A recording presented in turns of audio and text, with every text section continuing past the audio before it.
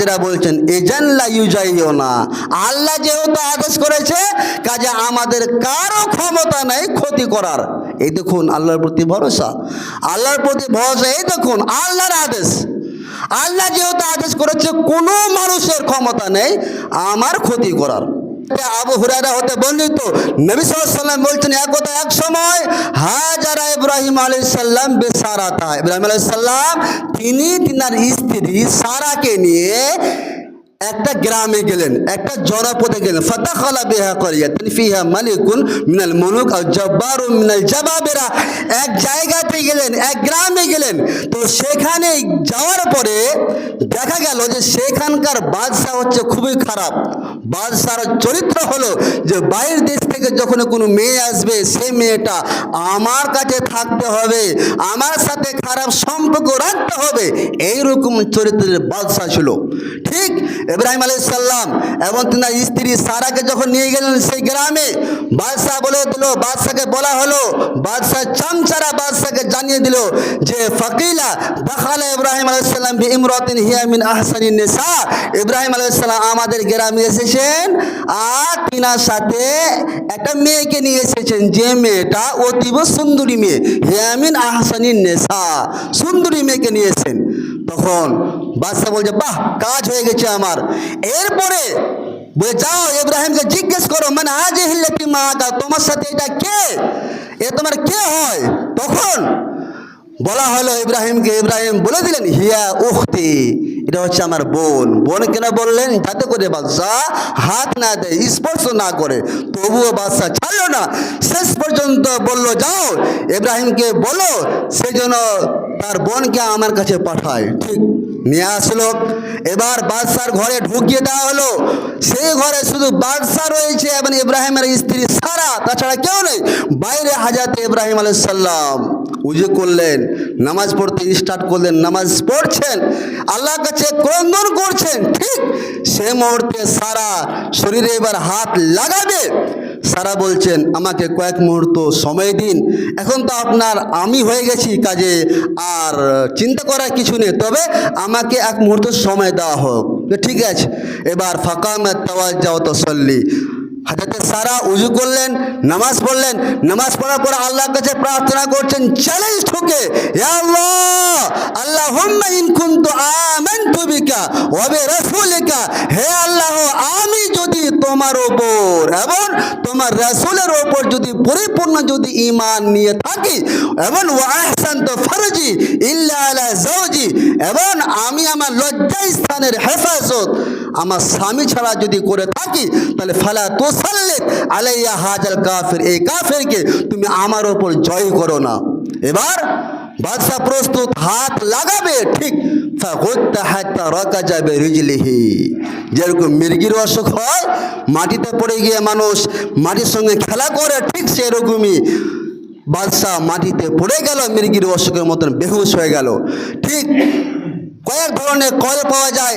বাদশাহ বললো তুমি আল্লাহর কাছে দোয়া করো, আমি তো এখন মানে আমার ব্রেন শর্ট হয়ে গিয়েছে, বেহুশ হয়ে গেছি, তুমি আল্লাহর কাছে প্রার্থনা করো যাতে করে আমাকে ঠিক করে দেওয়া হোক। এটা একটা। দ্বিতীয় কথাটা হলো হযরত সারা নিজে চিন্তা ভাবনা করলেন যে এ যদি ঠিক না হয় তাহলে হতে পারে এই বাদশার কথা গোটা গ্রামে বলবে যে এই জালিম মেয়েটাই আমাদের বাদশাকে মেরে ফেলে দিয়েছে, কাজে আল্লাহ তুমি একে ঠিক করে দাও। এই ঠিক হলো আবার বেহুশ হলো, এইরকম অফিস সালেসা 3 বার ঘটেছে। 3 বার সারার দিকে হাত বাড়িয়েছিল কিন্তু জয় হতে পারেনি।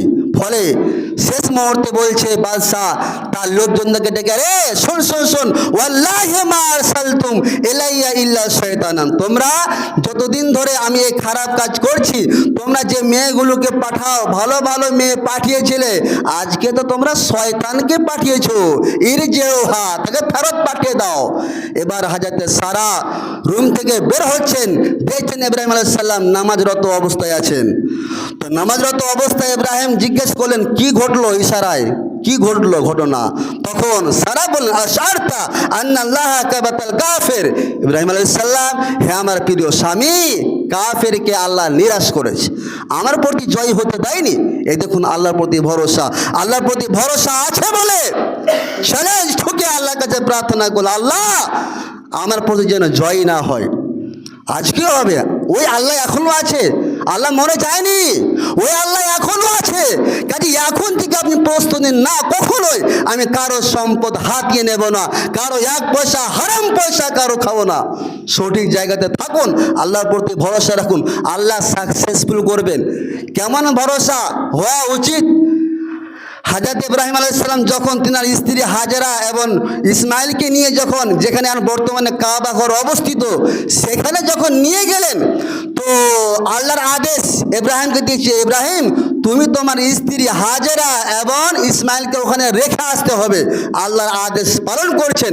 সেখানে লাইসা ফিহি ইনসুন ওয়ালা ফি শাই, সেখানে বর্তমানে যেখানে কাবা ঘর অবস্থিত সেই দিন কিন্তু সেই সময় কিন্তু ইনসান আর মানুষ কেউ ছিল না, কোনো প্রাণী ছিল না, সেখানে একবারে মানুষ না পানি কিছুই ছিল না। ঠিক সে মুহূর্তে আল্লাহর আদেশ রেখে আসতে হবে। ইব্রাহিম আলাইহিস সালাম শুধুমাত্র জারাবান ফিহি তামরুন ওয়া সিকান ফিহি মাউন, একটা থলে কিছুটা খেজুর এবং এক মস পানি রেখে হযরত ইব্রাহিম আলাইহিস সালাম ইসমাইলকে এবং তিনার স্ত্রী হাজেরাকে রেখে আসছেন। সুম্মা কাফা ইব্রাহিম মুনতালিকান, রেখে ইব্রাহিম হাঁটতে লেগেছেন। তো ফাত্তাবিআতুহু উম্মু ইসমাইল, স্বামী যেদিকে যাবে স্ত্রীও যাবে, হাজেরা পিছনে পিছনে চলে আসছে। তখন বারবার হাজেরা বলছেন, আল্লাহুল্লাযী আমারাকা বিহাজা আইনা তাজহাবু ইয়া ইব্রাহিম, হে ইব্রাহিম আপনি যাচ্ছেন কোথায় আমাকে ছেড়ে দিয়ে? আপনি এমন এক জায়গায় রেখে যাচ্ছেন যেখানে না আছে ইনসান, না আছে পানি, কেউ তো নেই, আর আপনি আমাকে সেই জায়গাখানে রেখে যাচ্ছেন। জালিকা মিরারান, বারবার বলছেন, লা ইয়ালতাফিতু ইলাইহা। ইব্রাহিম আলাইহিস সালাম স্ত্রীর দিকে একবারও উকি মেরে তাকান না, কেন? আল্লাহর আদেশ, আল্লাহর আদেশ। তখন শেষ মুহূর্তে বলছেন, আল্লাহুল্লাযী আমারাকা বিহাজা, আল্লাহ আপনাকে কি এরকম করতে আদেশ করেছে? তখন ইব্রাহিম বললেন, নাম, হ্যাঁ আল্লাহ আমাকে আদেশ করেছে। তখন সাথে সাথে স্ত্রী বলছেন, অর্থাৎ হাজরা বলছেন, এজান লা ইউজাইয়ুনা, আল্লাহ যেহেতু আদেশ করেছে কাজে আমাদের কারো ক্ষমতা নেই ক্ষতি করার। এই দেখুন আল্লাহর প্রতি ভরসা, আল্লাহর প্রতি ভরসা। এই দেখুন আল্লাহর আদেশ, আল্লাহ যেহেতু আদেশ করেছে কোনো মানুষের ক্ষমতা নেই আমার ক্ষতি করার। আল্লাহর প্রতি ভরসা রাখুন। নবীজির হাদিস, আদখুলুল জান্নাতা মিন উম্মতি ৭০ আলফান বিগাইরি হিসাব, আমার উম্মতের ৭০,০০০ মানুষ বিনা হিসাবে জান্নাতে যাবে। হুমুল্লাযিনা লা ইস্তারকুন, কারা যাবে? ৭০,০০০ মানুষ যে বিনা হিসেবে জানা যাবে। কারা? হুমুল্লাযিনা লা ইস্তারকুন, ওরা যাবে যারা ঝাড়ফুঁক করে না, ওয়ালা ইয়াতাতায়্যারুন, যারা অশুভ ফল গ্রহণ করে না, ওয়া আলা রাব্বিহিম ইয়াতাওয়াক্কালুন, যারা আল্লাহর প্রতি ভরসা রাখে। এই তিন ধরনের মানুষ, এই তিন ধরনের কোয়ালিটির মানুষ বিনা হিসাবে ৭০,০০০ মানুষ বিনা হিসাবে জানা যাবে। সুবহানাল্লাহ। কিসের দরুন? আল্লাহর প্রতি ভরসা। আল্লাহর প্রতি ভরসা রাখুন, ইনশাআল্লাহ সাকসেসফুল হবেন। এবং আরেকটা কথা আমাদের মাথায় রাখতে হবে, কারো টাকা হাতিয়ে নেওয়ার আগে যে আল্লাহ যতটা ভাগ্যে রুজি রেখেছে ততটাই পাবো, ততটাই পাবো। কাতাবাল্লাহু মাকাদিরাল খালাইকা ক্বাবলা আন ইয়াখলুকাস সামাওয়াতি ওয়াল আরদ, আল্লাহ আসমান এবং জমিনকে সৃষ্টি করার ৫০,০০০ বছর পূর্বে আল্লাহ আপনার ভাগ্যে লিখে দিয়েছেন এতটুকু রুজি পাবে তুমি, এর চেয়ে বেশিও পাবে না, কমও পাবেন। তাহলে আপনার ভাগ্যে যতটুকু রুজি আছে, যতটুকু রুজি আছে ততটুকু পাবেন, এর চেয়ে এখন বেশিও পাবেন না। আপনি যতই হাফড় দুপুর করেন, যত চেষ্টা করেন, যত চেষ্টা করেন, কাজে সতর্কতা অবলম্বন করুন। কারোর টাকা পয়সা মারা থেকে নিজেকে বাঁচিয়ে রাখুন। এক পয়সাও হারাম পন্থায় উপার্জন করিয়েন না, এক পয়সাও না। কারো এক পয়সা মেরে আপনি খামাখায় কিয়ামতের মাঠে আপনাকে ধরা পড়তে হবে, এবং হতে পারে ওই ১ টাকার কারণে আপনাকে জাহান্নামে যেতে হবে। কাজে সাবধানতা অবলম্বন করুন। হারাম পন্থায় কারো চুরি করা, কারো সম্পদ ডাকাতি করা, কারো সম্পদ হাতিয়ে নেওয়া, এক পয়সাও যেন আল্লাহ কাছে প্রার্থনা করে, হে পরওয়ারদিগার আলম, আমরা যেন কারো সম্পদ, কারো অর্থ অন্যায় পন্থায় যেন আমরা আয় না করি, তার তুমি ক্ষমতা দাও। সকলে পড়ুন আল্লাহুম্মা আমিন।